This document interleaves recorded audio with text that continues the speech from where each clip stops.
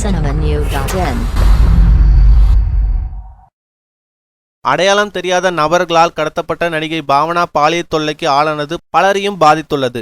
இவரை போல நடிகை வரலட்சுமியும் பாதிக்கப்பட்டதாக அண்மையில் அவர் கூறியிருந்தார். இந்த நிலையில் நடிகை ஜினா தான் நடித்திருக்கும் மாநகரம் படத்தின் ப்ரொமோஷன் நிகழ்ச்சியில் கலந்து கொண்டிருந்தார். அப்போது அவரிடம் நடிகை பாவனா விவாகரம் பற்றி கேட்டபோது அவர், நான் அறிமுகமானது தமிழ் சினிமாவில்தான். அப்போது நான் பெரிய நடிகை இல்லை, போனிலேயே நடிக்க கூப்பிடுவார்கள்.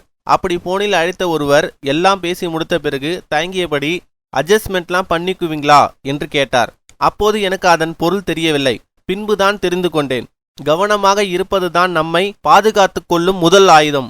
மேலும் பாவனா விஷயத்தை மீடியாக்கள் பெரிதுபடுத்த வேண்டாம் என்று கேட்டுக்கொண்டார் ரெஜினா. மேலும் சினிமா செய்திகளை தொடர்பு கொள்ள லைக் மற்றும் சப்ஸ்கிரைப் செய்யவும்.